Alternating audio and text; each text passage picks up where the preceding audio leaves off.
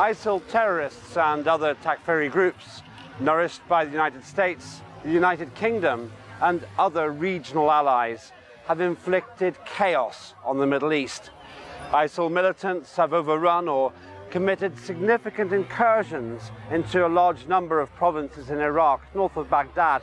In turn, Iraqi armed forces have been involved in fierce clashes with the terrorists, who have threatened to take their acts of violence to other Iraqi cities. Those involved in ISIL have also been fighting to pull down the Damascus government in Syria. ISIL and its supporters have committed many acts which constitute war crimes against Syrian security forces and civilians. Yet few in the West fully grasp the extent to which the United States and its allies have trained and funded the Takfiri terrorists operating in the Middle East in their struggle to dominate the region. In fact, the militancy, fueled by foreign extremists and mercenaries, could bolster American, British and Israeli influence in the region. So what effect did the invasion of Iraq, led by America and the United Kingdom, have on that region? Who benefits from instability in the Middle East? And what plans does the United States really have for that part of the world? These are the simple questions we sought to answer. And we began by asking the public what consequences they felt had been caused by the invasion of Iraq in 2003 for the country and for its people.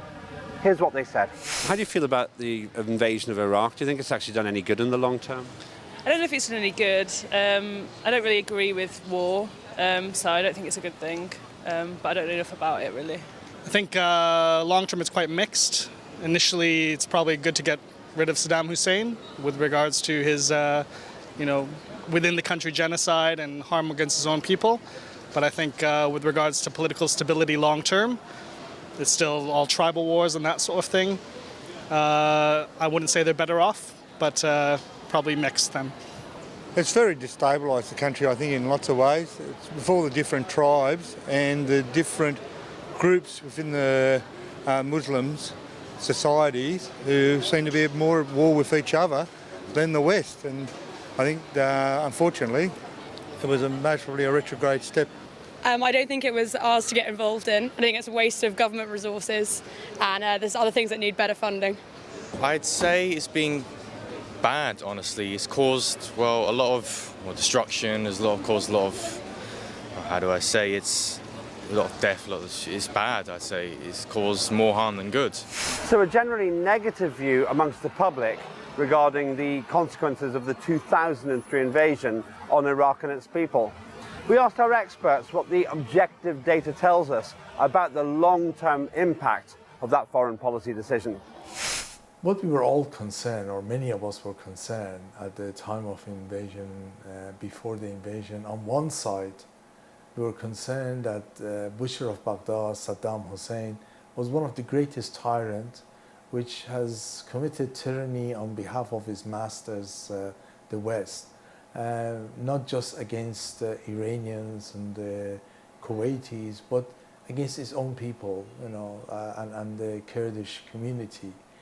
But in the same time, we were actually concerned that the invasion is going to be more catastrophic than the butchering being done by the Butcher of Baghdad. And unfortunately, that came to be a fact. We see that the number of people who were killed and destroyed and their lives were taken away in Iraq, total 1.5 million as a result of the invasion. And now, even years after the invasion, we are seeing every month approximately average 1,000 people losing their lives through bombing, etc. The United States and Britain occupation of Iraq in 2003 resulted not only in the destruction of the regime of Saddam Hussein, but the destruction of the Iraqi state and its institutions. I went to Iraq in 2003, 6 months after the start of the occupation, and basically there is no state institution which is still functioning. They destroyed the state, they disbanded the army, they disbanded the police force, They disbanded everything. The ministries were not working and so on.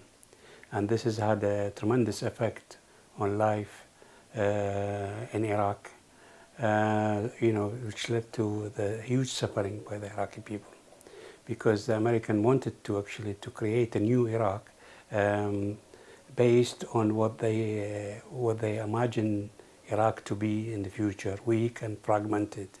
And it was a stepping step toward doing the same things in the other part of the Middle East as well. So generally a negative impact from the invasion by the West of Iraq. We turn now to the Western media and wondered, why is it that the current crisis is being portrayed almost exclusively as a conflict between Shia Muslims and Sunni Muslims? That, of course, isn't an accurate interpretation. We asked the public what they thought. The mainstream Western media keeps saying that the current troubles are all about Muslim Shiite and Muslim Sunni disputes, though if you look at the facts, it's actually much more complicated than that. Why do you think the West keeps oversimplifying it into just being a religious dispute? Because, well, what appetite is there for understanding more, right? The average person who's watching the news doesn't want to delve into the deep issues, and it's very easy to explain away things as a simple religious dispute. And that's quite often used as the explanation for lots of Muslim country problems. So hard to say, and I don't know that that's the case. I'm not an expert. Maybe it's just easier for people to understand that, to have simple labels. I wouldn't know much about Iraq without modern media. They just don't give the full story. They give what they think people want to hear, and in doing that, people misunderstand what's going on, and it looks a lot worse than what it needs to be. So a degree of confusion and also suspicion amongst the public about the reasons behind the massive oversimplification and misrepresentation of the causes of the current crisis in Iraq. We asked our experts for their perspective on why this is occurring and what perhaps is behind the West's motivations in the media for doing this. The reality is that after the revolution in Iran, there was a lot of research done by West and pro-Zionist think tanks and lobbyists to sort of identify how to deal with this revival of Islam, a revolutionary Islam, which wants to get rid of the colonial influence in the region. And one of the ways which was identified from the beginning was to create this internal conflict. The old policy of divide and rule was actually put into practice, dividing Shias, Sunnis, Sufis, Salafis, etc. And so this, you could see sort of the result of it in things like RAND Corporation sort of reports that divides the Muslim in different groups and says one of the ways that Islam and Muslims could be controlled is this conflict between internal conflict. And what we see in the West now on the media is actually extension of the same thing. Let us divide these communities, let them fight among one another, let them kill each other, and then we could use the resources, we could make sure that they're going to be slave to us under new colonial structures. The British media uphold the official lines of the Foreign Office and the the British government, and it's also the case with the American media as well. They uphold the official lines of their own government, with some exception, of course. You see now and then some articles which criticize these decisions by the British government or the American government. But in line, for example, if we take the 1991 war, because of the Kuwaiti crisis and the interventions in Iraq, you find the majority of British media and press, with the exception of one newspaper, with Financial Times, who did oppose the war on Iraq in 1991. The rest of the newspapers and the media actually supported the government decision to go into war in Iraq. And this is the case all the time. They look at the people in the Middle East as warring factions a tribal conflict always. There is a conflict between religions and sectors, and a conflict between Muslims and Christians and so on.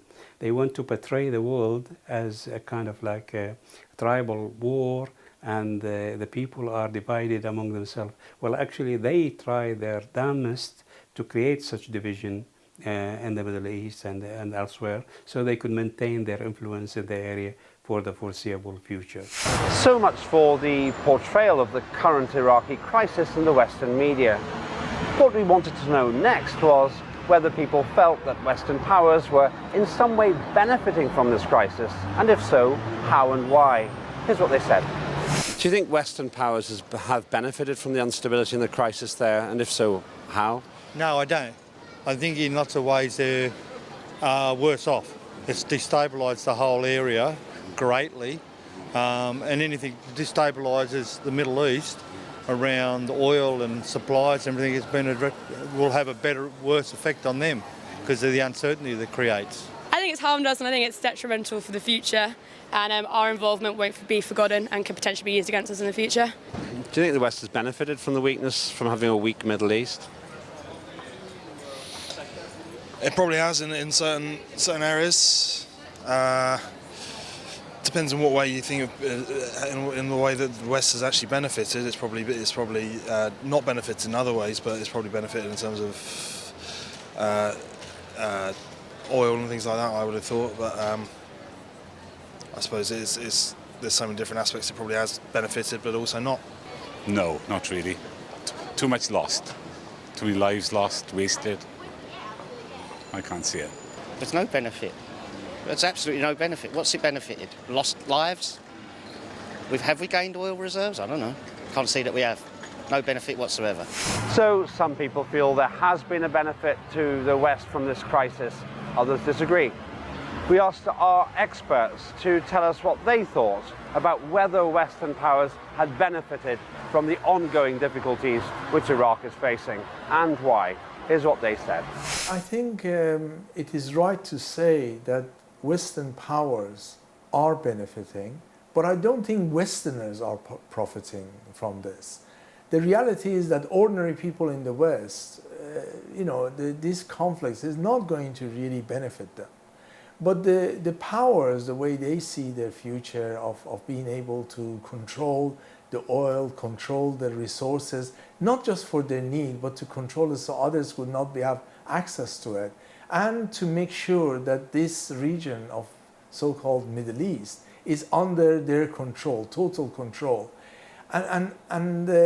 Because they see that to control the world, you need to control world resources. And also from the other side, we see the Zionist state, which could only survive through conflict, needs to have this conflict continuing, needs to have this, make sure that there won't be any power that could challenge its aggression against the region. Western powers, yes, benefiting from what's happening in Iraq and the Middle East, intervention and so on. The West is the Middle East is very important geographic area for the American and the British imperialism. They wanted to, because of richness in energy, the American wanted to have their hands on the sources of energy in the world, and they utilized their power and controlling of the energy in competition with other emerging power in the world, like China, like India, like Russia, and so on. So they want to fend off the competitions from these forces by having some very strong influence in the Middle East. And also they want to maintain the influence and superiority of Israeli state in the Middle East. They want to keep Israel as the most important and strongest military power in the Middle East, so they could intervene in the Arab world and crush resistance movements and so on. And American will utilize every opportunity to maintain their grip on the Middle East. However, our people are capable of defeating them. Well, the answer to that question is closely associated with the question of motive. What aims does America have for the Middle East? Here's what the public speculated. What aims do you think the United States has in the Middle East? Because it gets very involved a lot of the time. Oh, it's hard to say. I don't know if I can really comment on that. I think there's a very strong look after the Jewish community. A big mindful for resources out there, something that they want, and to keep global superpower, which is what they're after, really. What aims do you think the United States has for the Middle East? Why is it always meddling there? It's meddling throughout the world, isn't it? The United States. So it's all overall. It's all down to money. Is it because they just want to be in charge slightly? They just everything's American based these days. You know, everything happens in America. People all go to America, and people just want to be in charge and just like take control. And I think maybe that's why they're trying to take control of situations that's nothing to do with them, because they think they can. So everything from oil through to dominance has been suggested by the public as a motivation for American involvement in the Middle East. We asked our experts to share their perspective on why America spends so much time, money and effort involving itself in Middle Eastern affairs. The reality is that US, from its actions in the region, not just Middle East, but even in Afghanistan and beyond, shows that really what the policy of US is death and destruction. And no harmony. I mean, they argue that they want democracy and this sort of thing, but look what they do everywhere in the world. Look at what's happening in Egypt. Look at what's happening, in Libya. They only go and after they gone there and made destruction, what replaces it is always further destruction and further chaos. So really, one could say that US in the whole history hasn't gone anywhere to make the region better. And all they done, they brought death and destruction. But what they've done through this death and destruction is to create an environment where they could be total rulers. And total, is it new colonial power, which actually creates havoc, creates death and destruction to empower itself. The aim is to control the energy supply in the Middle East and to maintain Israel's superiority in the area, and keep the Middle East kind of like backward and divided, to fight among each other, so they could actually continue to control the energy supplies in the Middle East, and also to keep Israel as the most powerful state in the Middle East as well. And for that, they have to smash the resistance in Palestine, in Lebanon, and in the entire Middle East, and support and weaken the state which support the Palestinians and Lebanese resistance, for example, and the Iraqi resistance, like Iran, like Syria, and weaken them as to make them unable to play that role. So we've considered the consequences of the Western invasion of Iraq, the media's portrayal of the current crisis in that country, and American motivations for being involved in the first place. But can anything or anyone stop America from potentially destabilizing or even destroying the Middle East? Here's what the public think. What would stop America from invading and then meddling? Do you think there's anything that we can do to talk them out of it? No, I don't think so. There isn't. I don't think there's always something they'd see, the oil probably, most likely, or resources they want to get out of it. In a weakened economy, they thought they can just move in and take it over, really, try and monopolize it. No, not at all. Nothing. They're just, I don't know, always been that way, always just have a sense of pride and unity, and they just stick together, and they're just so big that it would never be any different, I don't think. It would take a lot. It's a big ask, isn't it, to be able to do that. So again, most of my answers here, I don't know, and I don't know. Does it worry you? I think for the future of my children and my grandchildren, yes. That just makes the whole world uncertain, doesn't it? So members of the public feel that only the Americans themselves can prevent America from potentially destroying the Middle East. Is this a correct assessment? We gave the last word to our experts. The only thing that I can see to stop this is for us to recognize that as a social being, be it we are Muslim or non-Muslim, we actually need to stand up against this sort of policies of United States and come together and actually unite, not just Muslims. And I think, you know, Muslims have to do that in any case. Is the command of Allah in the Quran, At-Tasimu bihamdillahi jami'an. Allah commands us to unite and hold to His rope. But I think this is a message to the whole mankind. We need to stand up against this sort of atrocity, because this sort of atrocity is not only going to bring death and destruction in selected places around the world, it actually affects our way of life and our future and our children's future and our children's children's future.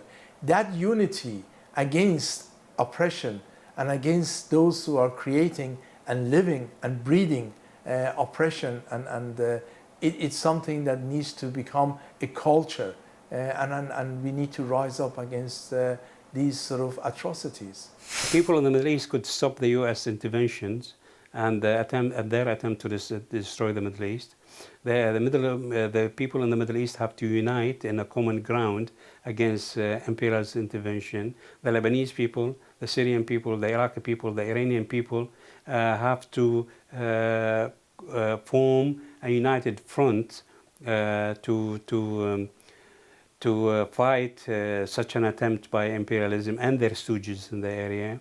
There's no point waiting for the enemy to achieve a victory in one part of the Middle East, then to come and move against you. People have to realize that actually the attempts to destroy the Lebanese resistance, for example, is an attempt actually to destroy the Iraqi resistance as well, or the Iranian resistance, or the Syrian resistance as well. So we have to be aware of all the progressive and anti-imperialist forces in the Middle East to unite in a common ground against the attempts by US and Britain and their stooges in the Middle East, like Saudi Arabia, Qatar, Turkey, to fragment the Middle East and actually to destroy the resistance. The West has sought to portray the ongoing events in Iraq as a sectarian strife between Shia Muslims and Sunni Muslims. And in so doing, Western powers have hoped that their own involvement in the spread of violence and instability in that region would not be noticed. But does the West bear the responsibility?